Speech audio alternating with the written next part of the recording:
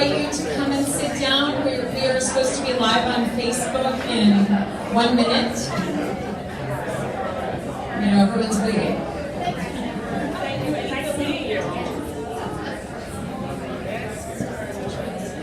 Ali.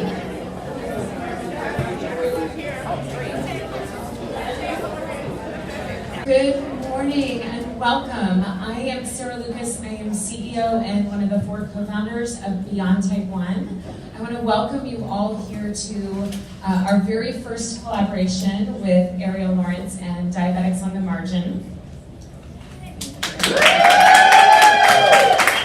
We are so pleased to be here in this beautiful space that was offered to us by Home Polish, and we want to thank Rachel and Noah and the team here for making it such a wonderful day for us to be able to come and be together in such a beautiful and comfortable environment and have some great conversation.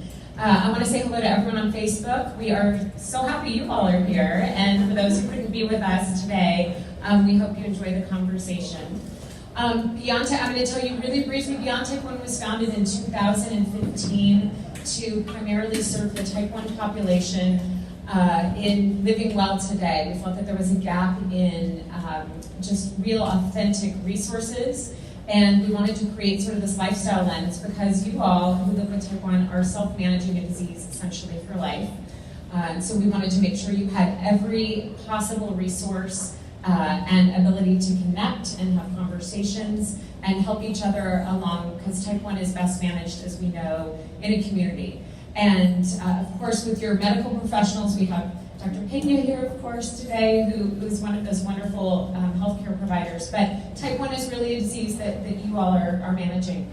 And so I wanted to thank, first of all, our sponsors that helped us today bring this event to life. Of course, Ariel, this is her vision, and you all are here because of her incredible presence on social media and her ability to bring together people in a wonderful environment, both online and now in person. But we want to thank Companion Medical, Dexcom, Inselect, Medtronic, Diabetic, you all have a bag from them in your bag, My Sugar, Roche Diabetes Care, and I know we have our friends from Tandem Diabetes Care here as well today. Thank you all so much for being here. And on behalf of everyone at Beyond Type 1, we're grateful for the opportunity. We're grateful you showed up. And I want to turn it over to Ariel, who is going to tell you a little bit about her vision for today and then introduce all of our friends on the panel. Okay, perfect. So as some of you may or may not know, I started my platform, Just a Little Sugar, 2 years ago. And what motivated me to do that was the fact that I felt like there was not enough visible representation of people of color within Type 1 spaces particularly, but overall within the diabetes community. But if you look around the room, you see a room filled with Black and brown folks that are wonderful allies. So clearly we have a desire to connect and to support, or at least find support within spaces such as these. So I started my platform with the intent of serving as a visible example to other people who look like me, to live boldly with their disease and to feel comfortable talking about their disease.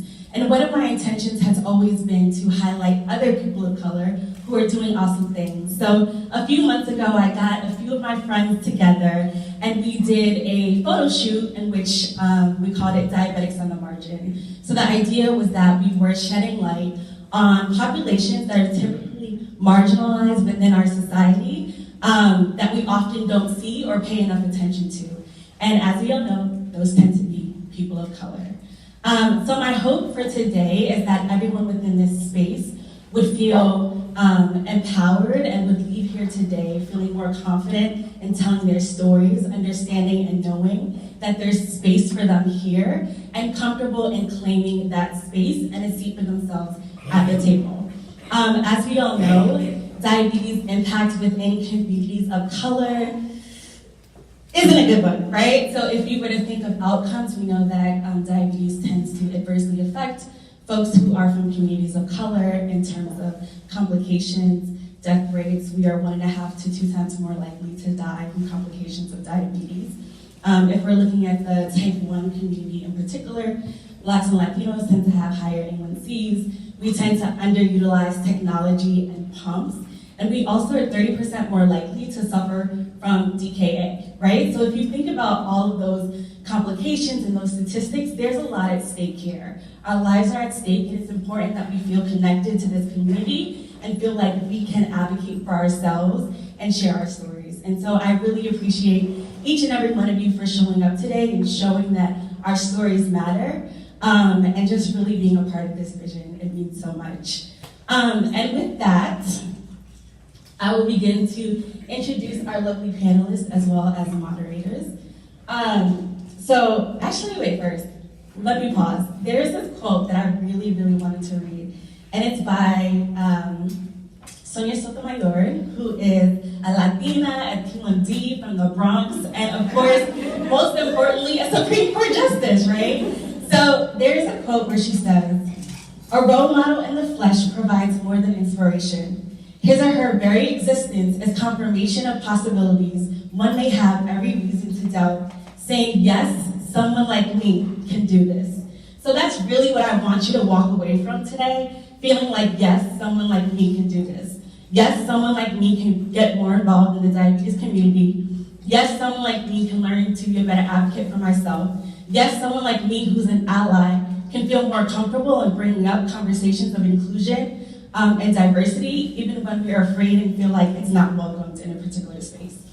So with that, I am going to introduce our lovely panelist and moderator.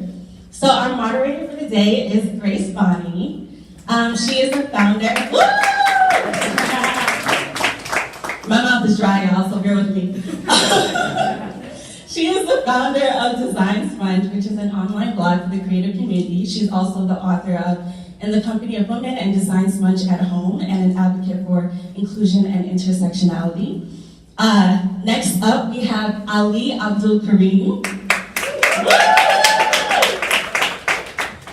He is the podcast host and blogger behind the Daily Diabetes Hustle, so give it up for him.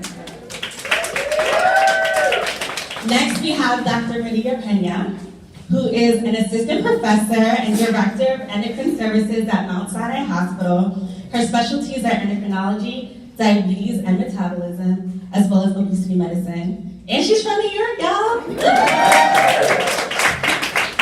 Next, we have Chase DuPont and Courtney Taylor, who both started the Chase Away Diabetes Foundation shortly after Chase's diagnosis, right? And I believe, if I'm not mistaken, you started that when he was 4. Yes. Correct. Yes. So give it up for them. It's so awesome that we have a young person represented here today. And last but not least, we have the lovely Vivian Navetta, the founder of the Sonia Navetta Foundation, a nonprofit that focuses on alleviating the cost of T1D and providing services for children living with type 1 diabetes in Africa, especially Uganda and Ghana. So she's doing awesome work as well. So with that, one more time for our panelists. I'm gonna get some water, but I'm gonna give the mic to Grace. Hi everybody, I'm so excited to be here. I was diagnosed with type 1 only 4 years ago, and being a part of communities like this has been the thing that I think has helped keep me afloat and sane and healthy more than any other doctor or any other resource. So it's just really nice to be a part of this as an ally and to talk to you all today. So I want to start with a pretty straightforward question. So much of today is about representation and supporting communities of color. I would love to know from each of you, how does that play into the work that you do, and how do you feel that we can better support each other in our community in advocating for communities of color when it comes to diabetes? Start with you. I think it's important that we break through the media, because when we look at diabetes as a whole, it's like you have a misconception of sugar, old people. You know, the media doesn't know it, but when we put ourselves towards stuff in culture like hip hop, music, it breaks through the noise of like diabetes, cool, fashion, like it starts breaking through, and I think that's like the first step towards the big picture, the cure, so we need to break through that noise, essentially, so that's how I see it. Hello, everyone. Thank you again for the invitation, for inviting me to this event. As a physician, I know there's a medical student in the crowd. You know, you do rotations, you work through every single specialty, and you figure out what do I want to do when I grow up, even when you're in med school at that point. And I realized that endocrinology, a majority of my time I spent treating diabetes, and the majority of patients that came in were people of color, right? They were African Americans, Caribbean blacks, Latinos, Indians, Guyanese, people that were suffering from diabetes, and many of the guidelines were structured towards a diet that they could not identify with, right? And a lifestyle they could not identify with, and the myths that they could not identify with, like, you know, Latinos, my parents are Dominican, oh, you have sugar, you know, it's not that, do you have diabetes? No, I don't have diabetes. I have a little bit of sugar, so it's funny, a little sugar. And there's this tea that, you know, back in the homeland, they give to me, and it will go away. So that's not a problem, doctor. Let's talk about, you know, my kidneys. Well, did you know that diabetes affects your kidneys? So just raising that and what you're saying, being in this side where a patient can't identify with me, because I'd be like, no, I know about that tea that you're talking about. It does not work. My grandma tried it, my uncle tried it, it didn't work. So that's really why I decided to be in the profession of endocrinology. So the question was about representation, right? So I think representation has always been like a crucial part of my work. I think that I've intentionally been louder about it, especially within this year.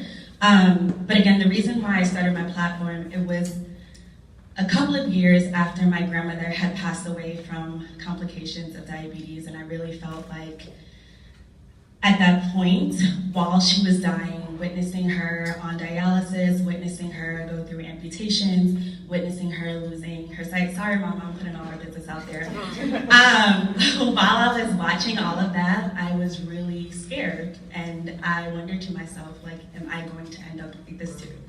And even though I had people who were trying to reassure me, doctors, my family, I still felt like I needed a community that I could identify with within the T1D space, and I felt like that did not exist.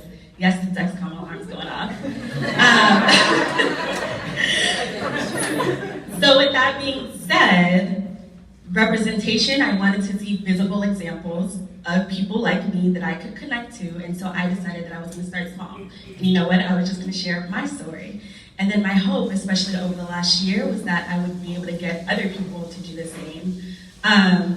So yes, it's been foundational to my work. And then I think in terms of how we can work together to raise the visibility of people of color, I think especially from allies, there has to be a willingness to commit to the idea of creating inclusive spaces for the long run, right? So diversity can't just be trendy. It can't necessarily be something that we, you know, have one event, mark it off, okay, we've met that goal and keep it moving. It actually has to be something that we commit ourselves to doing, even when we find ourselves feeling a bit uncomfortable about it. I think also, in addition, we have to be intentional in terms of connecting with people who are from underrepresented communities and being mindful of how we can utilize our own power and privilege, whether that be social capital or financial resources, to then amplify their voices.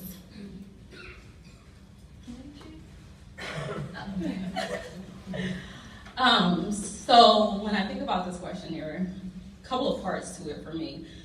When I think about representation, being a Black woman, a Black school leader, a single mom, there are so many different types of stereotypes that are associated with who I am or with how I'm identified. So it's important to me to make sure that I have a positive, there's a positive perception of who I am in schools, in our community, but then on top of it, I'm raising a Black boy in America. And I'm raising a Black boy who also is living with a disease or illness that's invisible. So that was the basis of why we started our foundation, to raise the awareness, but then also influence advocacy.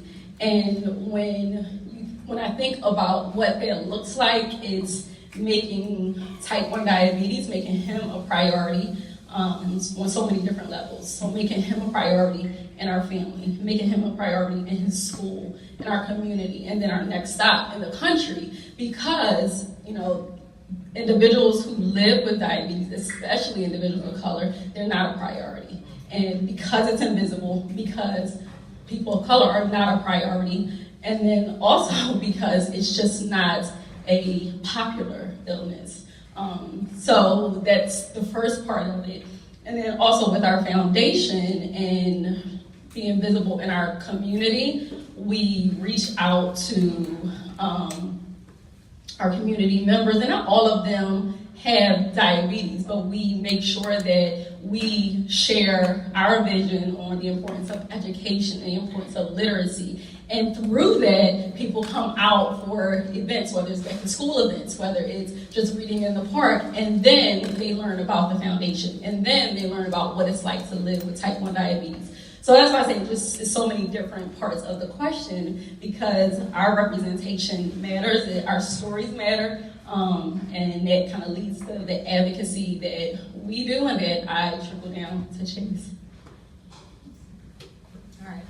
First of all, from the outset, I really, really want to thank Ariel for this vision and for this opportunity to get underrepresented people to speak on a condition that's really not a priority, like you said, but putting this platform together for us to engage, and I'm looking forward to some kind of sustained engagement coming out of this, with either Beyond Type 1 as the funding partner, but I really think that you deserve to be commended on this great effort, and I'm glad to be part of this panel. From the SNF, the Sonia Nabetta Foundation point of view, to respond to your question on representation, it's actually very interesting because from our point of view, you can't devise a solution to a problem when you don't have everybody on the table. And so for us, that's what it means when you talk about representation. So let's talk about, for example, socioeconomic representation, which is very important to the foundation. If you think about a country in Africa like Malawi, let's say, 50% of the population is below the poverty line. Now, if type 1 diabetes affects somebody in that community, it is a completely different conversation for them.